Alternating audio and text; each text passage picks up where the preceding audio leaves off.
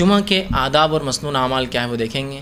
میں احادیث اور کچھ قرآنی آیتیں رکھتے چلوں گا اور اس کے بعد پھر اس کو ترتیب اور پوائنٹ وائز بتاؤں گا کتنے چیزیں ہم نے اس سے سیکھی. آئیے جو بات پتہ چلتی ہے جمعہ کے دن جو کرنا ہے وہ یہ ہے کہ جو جمعہ میں جو شریک ہو وہ نہا لے. اور رسول اللہ صلی اللہ علیہ وسلم کا اس کے تعلق سے فرمان ہے, صحیح مسلم کی روایت ہے, صحیح بخاری میں بھی یہ روایت آتی ہے. آپ نے فرمایا غسل الجمعۃ واجب علی کل مسلم, جمعہ کے دن غسل کرنا ہر مسلمان پر واجب ہے. مطلب جس کی طاقت ہو, استطاعت ہو, صحت ہو, سہولت ہو, چیزیں مہیا ہو, حمام ہو, اور جو کچھ چیزیں انسان کو لوازمات لگتی ہے ایک نہانے کے لیے, اگر وہ سب ہو تو پھر نہانا.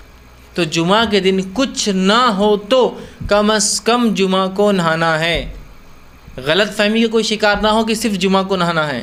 کچھ نہ ہو تو, چونکہ عرب کے علاقوں میں پانی کی قلت تھی, تو اگر کوئی انسان پانی کی قلت بھی ہو تو اتنا پانی ہفتے بھر میں سیو کر سکتا ہے, بچا سکتا ہے کہ ایک بار تو بھی کم از کم نہائے. الحمدللہ ہم جن علاقوں میں رہتے ہیں یہاں پانی کی بکثرت فراوانی ہے, اور جس علاقے میں اللہ کے رسول صلی اللہ علیہ وسلم اور دیگر صحابہ بھی رہے تھے آج وہاں بھی پانی کی بہت زیادہ فراوانی ہے, بہت آیت ہے.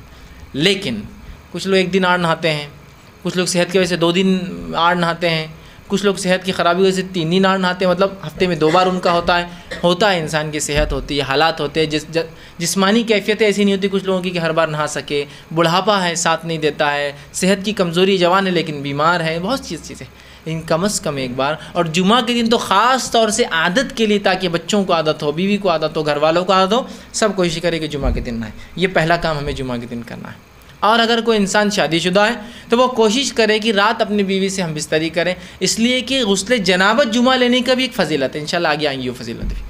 تو عام آدمی بھی غسل لے, بچے بھی غسل لے, بڑے بھی غسل لے, سہولت ہوتا ہے کہ انسان جنابت کی حالت میں ہو, خود بھی نہائے اور اپنی بیوی کو بھی نہلائے, یہ معنی ہے اس کا. بہرحال دوسری چیز جو بہرحال ہم یاد رکھیں گے جمعہ کے دن جو کرنے کی, اچھے اور صاف ستھرے کپڑے پہنیں اور خوشبو کا استعمال کریں اور تیل کا استعمال کریں. اس لیے کہ نبی اکرم صلی اللہ علیہ وسلم فرماتے ہیں, اور حدیث کے الفاظ یوں ہیں, علی کل مسلم غسل یوم الجمعۃ, کہ ہر مسلمان پر جمعہ کے دن غسل ہے. پھر آگے فرماتے ہیں وَيَلْبَسُ مِن صَالِحِ ثِيَابِهِ, اور جو اس کے کپڑوں میں اچھے کپڑے ہو ان کپڑوں کو وہ جو ہے اچھے کپڑوں کو اپنے زیب تن کرے, مطلب اپنے اوپر ڈالے یا وہ پہنے. مطلب آپ کے پاس جو کچھ کپڑے ہیں ان میں جو بیسٹ کلوتھس ہے, جو سب سے اچھے کپڑے ہیں, ان کپڑوں کو آپ اپنے جسم پر ڈالے, اس لیے کہ جمعہ کا دن ہے.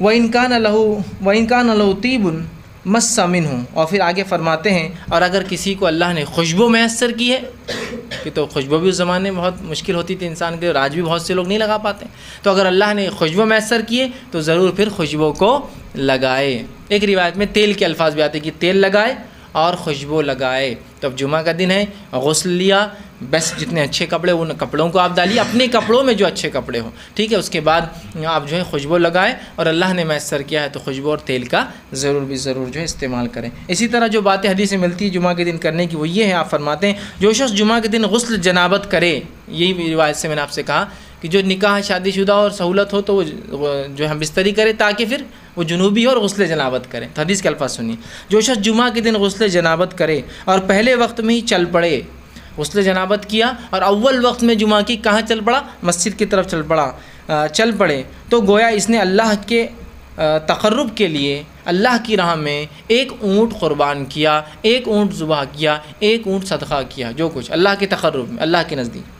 پھر فرماتے ہیں اور جو دوسرے وقت جائے, مطلب جو اول وقت میں نہیں گیا, سیکنڈ فیز میں گیا, دوسرے وقت میں جائے, تو اسے ایک گائے اللہ کی تقرب میں, اللہ سے قرب حاصل کرنے کے اندر اس نے کیا, ایسا اس کو ثواب ملے گا. پھر آپ نے فرمایا اور جو تیسرے وقت میں جائے, گویا ایک سینگ والا مینڈا, سینگ والے مینڈے کی فضیلت یاد رکھی, ذبح کا سینگ والا مینڈا اللہ کے تقرب میں اس نے خرچ کیا یا دیا.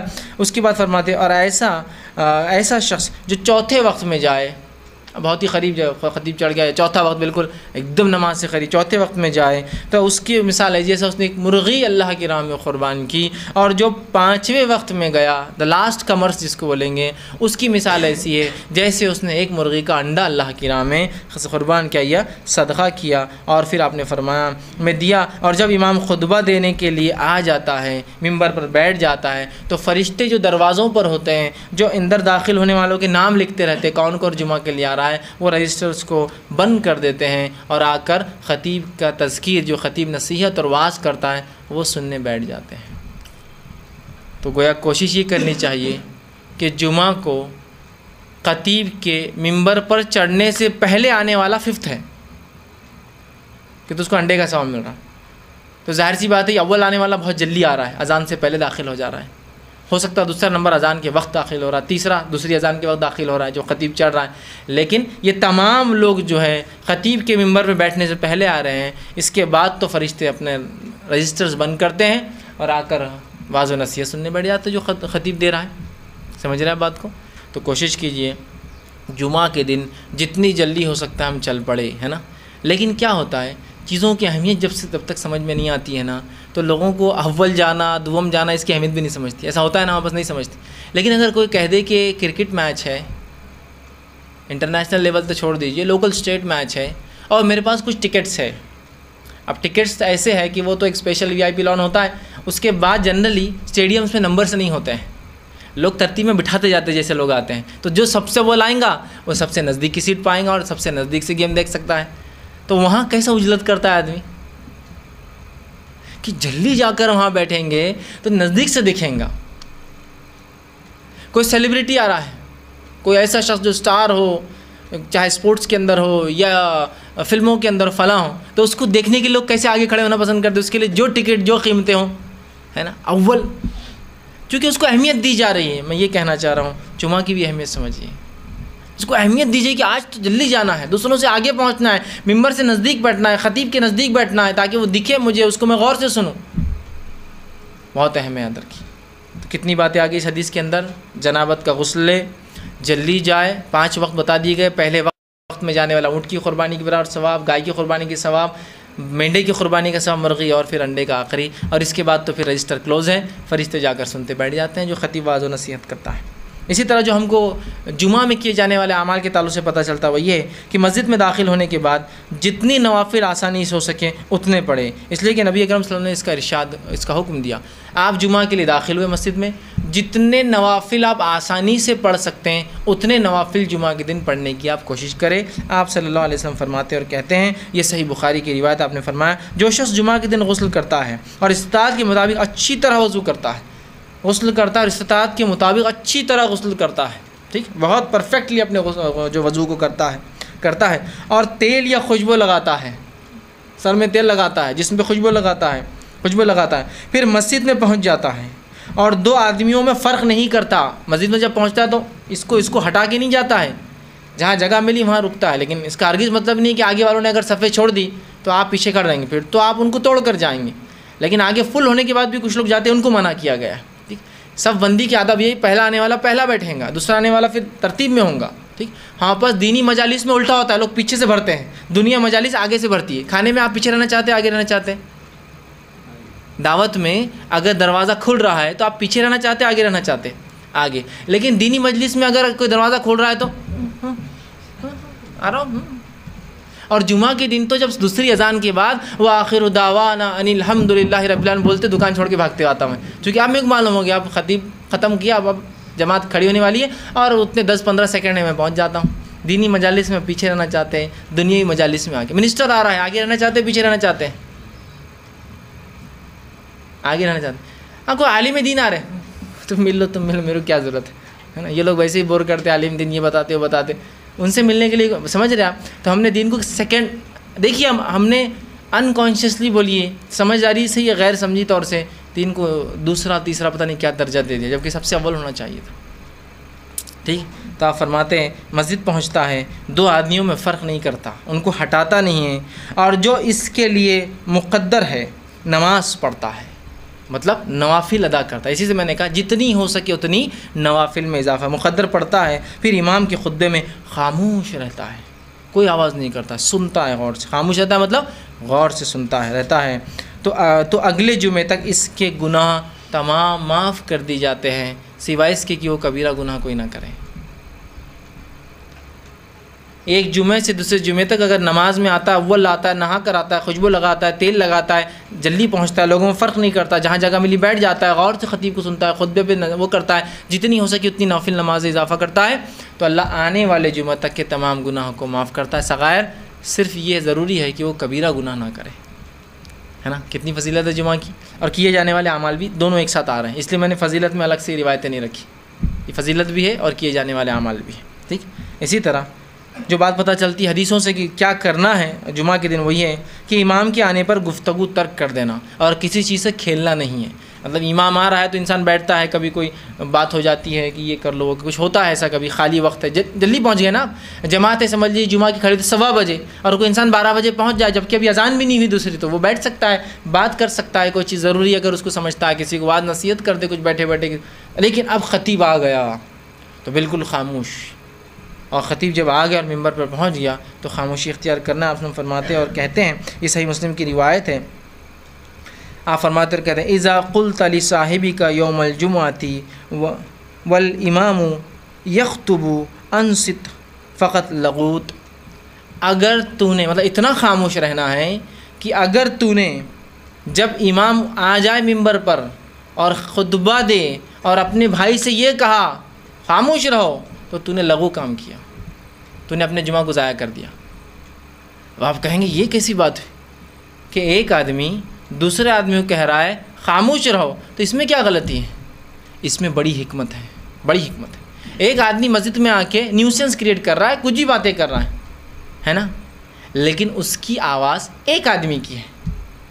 اب اگر پوری مسجد بولیں گے تو پھر کیا ہوگا؟ پوری مسجد نیوسنس کریٹ کرنا شروع کر دیں گے. حکمت کیا کہی گئی؟ اس کو کہنے دو، تم کچھ مت کہو اسے، اس لیے کہ اگر تم اس کو خاموش کہو گے خاموش بیٹھو، تم نے لغو کیا. پھر ایک بچہ چلا رہا ہے، ایک کی آواز ہے، اگر اس کو بڑا بچے گا چھپ جمعہ کی نماز خاموش بیٹھ، اس سے ہوں گا کیا؟ 2 ہوں گے. پھر وہ دوسرا دیں گا جمعہ ہے نا تم کو سمجھتا نہیں کہ خاموش رہنا. تیسرا بولیں گے ارے یار تم لوگ پورے آواز کر رہے، جمعہ کے دن خطیب کھڑا ہے. پھر خطیب پریشان ہے، کہیں کیا چل رہا ہے اس مسجد کے اندر یار، کوئی سننے کو تیار ہے نا. تو کیسی حکمت ہے کہ کوئی کسی کچھ نہ کہے، آٹومیٹک سب خاموش ہو جائے. کوئی آواز کر رہا ہے کرنے دیجیے، آپ خاموش رہیے، آپ کی خاموشی اس کے لیے دلیل ہے خاموش ہونے کی. تو اتنا جمعہ کا ادب ہے اور اتنا خطیب کی خطبہ دیتے وقت خاموش رہنا ہے کہ آپ کسی کو اس کی غلطی پر ٹوک بھی نہیں سکتے یا اس کو یہ بھی نہیں کہہ سکتے تم خاموش بیٹھو، اس لیے کہ تمہارا یہ بولنے سے پوری مسجد ڈسٹرب ہونے والی.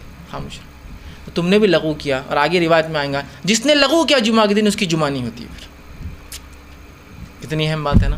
بالکل آواز نہیں کرنا ہے، خاموشی سے بیٹھنا ہے، ٹھیک، اور کسی قسم کی چیزوں سے کھیلنا نہیں. ایک روایت میں فرمایا جو جمعہ کے دن نماز کے لیے آئے اور کنکریوں سے کھیلے، چونکہ اس زمانے مسجد نبوی ریت تھی، اس میں ریت تو کنکری ہوتی ہے اس کے اندر، کنکریوں سے کھیلے، اس نے لغو کیا، اور جس نے لغو کیا اس کا جمعہ نہیں. اب آج کے زمانے میں چٹائی سے کھیل سکتے ہیں، ہے نا، کچھ بھی مطلب نماز کا وقت ہے اور کچھ بھی پتہ نہیں عجیب و غریب لوگ جو حرکتیں کرتے رہتے ہیں، جس کی کوئی انتہا نہیں. تو یہ لغویات ہے، یاد رکھیے. ایک مرتبہ ایک مسجد میں نے دیکھا کہ اے سی چل رہا تھا اور اے سی نیچے سے کالمس میں سے ہوا آ رہی ہے اس کے اندر. تو ایک جناب وہ نماز خطبہ خطیب دے رہا ہے اور وہاں کھیل رہے، ہوا اتنی اچھی دستی سکھا رہے، پھر اس پہ کھیل رہے، وہ دستی اڑ کر اوپر آ رہی ہے، اس کو وہ کر رہے ہیں. پھر ان کے بچے نے بھی دیکھ لیا، اس نے بھی ٹیشو پیپر لا کے اندر ڈال رہا ہوا، ہوا نکل کے آ رہی ہے اسے. یہ بھی لغو ہے. شطرنجیوں سے کھیلنا لغو ہے نا. اسی طرح کنکریاں اگر آپ کسی میدان میں پڑے تو لغو ہے. کسی چیز کو بیٹھے بیٹھے آپ بس کریدتے رہتے، یہ سب لغو ہے. مطلب یہ کہ کانشیسلی یا انکانشیسلی خطبہ سننا ہے، تم کہیں بھی اپنے ہاؤ باؤ ہاتھ پیر کہیں بھی نہ ہو، پورا کانسنٹریٹ خطیب کی طرف. اور ظاہر سی بات ہے جب کوئی چیز سے انسان کھیلیں گا تو اس کا تھوڑی کانسنٹریشن ادھر رہے گا، ہے نا. تو کہا کھیلنے سے بھی منع کیا اور خاموش بٹھانے سے بھی منع کیا. اسی طرح آپ نے اور فرمایا اور کہا مسل حسا فقط لگا ومن لگا فلا جمعۃ لہو. جس نے جو ہے کنکریوں سے کھیلا جمعہ کے دن، چونکہ اس زمانے کنکریاں تھیں، تو اس نے جو ہے لغو کیا، اور جس نے لغو کیا اس کا جمعہ نہیں ہوتا. کتنی اہم بات ہے نا، کتنی اہم بات ہے. اب ہمارے پاس اللہ رحم کرے کچھ لوگوں کو تو ہند پاک میں ہم دیکھتے عادت ہی ہوتی ہے صرف چلانے کی. مسجد میں یہ نہیں ہے، چٹائی لاؤ، یہ فلاں کرو. آپ کر سکتے جمعہ میں چٹائی میں کمی ہے، آواز برابر نہیں آ رہی، لیکن یہ بالکل خاموشی سے آپ جائیں گے، چٹائی لائیں گے، بچھائیں گے. چونکہ ضروری ہے، باہر گرمی ہے، دھوپ کی شدت ہے، آدمی نیچے نہیں بیٹھ سکتا، لیکن چلانا، چیخنا، پورا مینجمنٹ اپنی جو ہے پورا جس کو کہیں گے لیڈرشپ دکھانا شروع کر. جمعہ چل رہا اور لیڈرشپ چل رہی ان کی ادھر، یہ بچھاؤ، سمجھتا نہیں کہ ہمارے اتنے لوگ آتے ہیں مسجد میں، یہ ان کا اپنا چلتے رہتا. یہ جمعہ کے بعد بھی ہو سکتا ہے، یہ بعد میں مینجمنٹ کو بولا جا سکتا ہے، اتنے ہی شدت سے بولا جا سکتا ہے. بعد میں تو لوگ اور زیادہ ہوں گے اگر آپ کو لوگوں کو بتانا ہی ہے تو، لیکن وہاں ہم کرتے چونکہ ہم کو ادب ہی نہیں پتہ جمعہ کا. ٹھیک، تو کہا پھر اس نے لغو کیا، اور جس نے لغو کیا اس کا جمعہ نہیں ہوتا ہے. ٹھیک. اسی طرح فرماتے ہیں اگر کوئی شخص مسجد میں اس وقت آتا ہے جب امام خطبہ دے رہا ہے تو اسے پہلے تحیۃ المسجد پڑھنا ہے اور پھر نیچے بیٹھنا ہے، سیدھا نہیں بیٹھنا ہے. اس لیے کہ نبی اکرم صلی اللہ علیہ وسلم نے اس تعلق سے فرمایا اور آپ کے زمانے میں ہوا یہ کہ ایک شخص آیا، آپ نے فرمایا اذا جاء احدکم اليوم الجمعۃ والامام یخطب، کہ تم میں سے جب کوئی شخص مسجد میں داخل ہو اور امام خطبہ دے رہا ہو تو آپ نے فرمایا فلیرکع رکعتین ولیتجوز فیہما، کہ تم میں سے کوئی شخص مسجد میں داخل ہو جب خطیب خطبہ دے رہا ہے تو وہ کیا کرے کہ وہ جو ہے 2 رکعتیں پڑھ لے، ہلکی پڑھے لیکن بہت لمبی نہیں، ہلکی 2 رکعتیں پڑھ لے اور وہاں جو ہے بیٹھ جائے تخفیف کے ساتھ، ہلکی 2 رکعتیں پڑھ لے اور پھر بیٹھ جائے، ہے نا۔ کیا فرمایا آپ نے کہ اگر تم میں سے کوئی شخص مسجد میں داخل ہو، امام خطبہ دے رہا ہو تو تم 2 رکعتیں ہلکی پڑھو اور پھر کیا کرو وہاں بیٹھ جاؤ۔ ہمارے پاس کیا ہوتا ہے، خطبہ چل رہا ہے تو نماز نہیں پڑھ سکتے، تو پھر وہ خطبے میں آتا ہے ایسا جھکتے جھکتے آتا اور اندر گھس جاتا خطبے میں۔ اس کے بعد پھر خطیب خطبے کے بعد، اچھا یہ خطبہ اردو ہے عربی بھی نہیں، یہ بولتے ہیں جس نے نماز نہیں پڑھی پڑھ لے، تو پھر سب پوری مسجد اٹھ جاتی اور ایسا لگتا ہے کبھی کوئی نیا آدمی کو جماعت کھڑی ہو رہی ہے وہ بیچارہ کھڑے ہو جاتا ہے، اگر سمجھو وہ غیر اردو زبان کا آدمی ہے اس کو لگتا ہے سب کھڑی ہو رہی ہے، وہ بھی کھڑا ہو جاتا ہے، بعد میں دیکھتا سب اپنی اپنی نماز باندھ رہے ہیں، ہر آدمی اپنی اپنی کر رہا ہے۔ اور اس عمل کی وجہ سے کہ دوران خطبہ ہمارے پاس روکا جاتا ہے نماز پڑھنے سے، جبکہ رسول اللہ نے حکم دیا، بلکہ آپ ایک بار جمعہ کا خطبہ دے رہے تھے، ایک شخص آ کر بیٹھ گیا، آپ نے کہا ایک شخص نماز پڑھ لے پھر بیٹھ، وہ شخص کھڑا ہوا نماز پڑھا اور پھر بیٹھ گیا، آپ نے اسے پڑھنے کا حکم دیا نماز، تاکہ وہ تحیۃ المسجد پڑھے اور اس کے بعد بیٹھے۔ ہمارے پاس یہ حال ہے کہ کوئی آ کر اگر نماز پڑھے، ارے خطبہ چل رہا ہے اردو، ویسے خطبہ جمعہ کے 2 ہونا چاہیے، ہمارے پاس خطبہ جمعہ کے 3 ہوتے ہیں، ہے نا۔ ایک اردو میں پہلی اذان کے بعد ممبر سے نیچے، ایک عربی میں دوسری اذان کے بعد ممبر کے اوپر، پھر خطیب بیٹھتا ہے بیچ میں ایک بار پھر کھڑا ہوتا ہے، پھر وہ تیسرا ہوتا ہے مطلب دوسرا خطبہ عربی میں ممبر پہ سے، جبکہ رسول اللہ کے زمانے میں خطبے صرف 2 ہوا کرتے تھے۔ اب دوسری اذان کے بعد، مطلب معاف کرنا آپ کے زمانے میں تو دوسری اذان نہیں ہوتی، ایک ہی ہوتی، اذان کے بعد خطیب کھڑا ہوتا سیدھا ایک، اس کے بعد بیچ میں بیٹھ کر اٹھتا 2۔ تو دوسرے خطبے کی مطلب پہلا جو اردو میں ہے جو کہ خطبہ ہے بھی نہیں مسنونہ، جو ممبر سے ہٹ کر کرسی بیٹھ کر ایک ساتھ دیتے رہتے ہیں، جبکہ سنت ہے کہ ممبر پہ چڑھ کے دیا جائے، یہ ایک نئی بدعت ہے ہمارے پاس جو ایجاد کر دی گئی، اور حد یہ ہے کہ پھر اس میں نماز نہیں پڑھنے دے رہے آپ۔ اور چونکہ بعد میں اعلان ہوتا ہے کہ جس نے نفل نہیں پڑھی پڑھ لے، سب اٹھ کر پڑھتے ہیں، تو جو پہلے آتا ہے وہ اس لیے نہیں پڑھتا ہے کہ بعد میں سب پڑھیں گے تو اچھا نہیں لگتا اپن بیٹھے ہوئے ہیں، تو اس نے بھی نہیں پڑھتا ہے، ایک سنت تو ختم کرتا ہے، جمعہ میں بیٹھ جاتا ہے، پھر اعلان ہوتا ہے کہ پڑھ لو، تو پھر سب کھڑے ہوتے ہیں، پوری مسجد ایسی کھڑی ہوتی ہے جیسا کہ جماعت کھڑی ہو رہی ہے، لیکن سب اپنی اپنی پڑھتے ہیں، پھر خطبہ اذان ہوتی ہے اور پھر خطبہ ہوتا ہے۔ کیسے ہم سنتوں ختم کر رہے ہیں ایک کے بعد ایک، نہیں کر لیے تو کیا ہوا، بیٹھ گئے تو کیا ہوا، بس یہی تو مسئلہ ہے نا۔ تو امام خطبہ دے رہا 2 رکعت پڑھ کے بیٹھ جائے۔ اسی طرح جو ہے جو شخص مسجد میں بیٹھنے والوں کی جو ہے گردنیں پھلانگتے ہوئے نہ آئے اور نہ ہی ان کے درمیان فرق کر کے بیٹھے، اس لیے کہ آپ کے زمانے میں ایک شخص جمعہ کے لیے آیا اور گردنیں پھلانگتے ہوئے وہ اوپر سے پیر ڈالتے ہوئے آنے لگا، آپ نے فرمایا اور کہا اجلس فقط ازید، بیٹھ جا، تو نے تکلیف دی لوگوں کو، اور وہ بیٹھ گیا، چونکہ تکلیف دینے والی بات ہے، ٹھیک۔ اسی طرح جو ہے جمعہ کی اذان کے بعد خرید و فروخت کرنا یاد رکھیے حرام ہے، دکانیں بند کرنا، اس لیے کہ اللہ نے کہا سورہ جمعہ کی آیت نمبر 9 کے اندر کہ یا ایھا الذین آمنوا اذا نودی للصلاۃ من یوم الجمعۃ فاسعوا الی ذکر اللہ وذروا البیع، جب تمہیں لوگوں ایمان لانے والو اذان سن لو جمعہ کی تو اللہ کے ذکر کی طرف دوڑو، نماز کی طرف دوڑو، خطبہ سننے کے لیے دوڑو اور اپنے تجارت کو بند کر دو۔ تجارت بند کرنا یہ کرنا حرام ہے اور بند کرنا واجب ہے ہم پہ۔ اسی طرح جمعے کے ادب فضیلت اور جو چیز ہم کو کرنا وہ یہ کہ جمعہ کے رات اور دن سورہ کہف پڑھنا چاہیے، کبھی بھی جب بھی موقع ملے۔ رات اور دن سے مراد جمعرات، ہمارے پاس چونکہ وہ جمعرات جمعے کی رات کو بولتے ہیں جمعرات، اور جمعہ کا دن، اور رات پہلے آتی ہے اسلام میں، دن بعد میں، تو جمعرات جب گزر جاتا ہے اس کی جو رات آتی ہے وہ ہوتی جمعے کی رات اور دن، تو سورہ کہف ان میں سے کبھی نہ کبھی پڑھنا چاہیے، اس لیے کہ آپ نے فرمایا اور کہا، یہ مستدرک حاکم کی روایت اور صحیح، آپ نے فرمایا من قرأ سورۃ الکہف فی یوم الجمعۃ اضاء لہ من نور ما بین الجمعتین، جو شخص سورہ کہف کو پڑھتا ہے تو ایک جمعہ سے دوسرے جمعہ تک ایک نور اس کے لیے جو ہے چمکتا رہتا ہے۔ تو کوشش کرے جمعہ کے دن سورہ کہف پڑھنے کا اہتمام کرے۔ اسی طرح جو ہے رسول اللہ صلی اللہ علیہ وسلم جمعہ کے دن جو ہے رسول اللہ صلی اللہ علیہ وسلم پر جمعہ کے دن کثرت سے درود بھیجنا چاہیے۔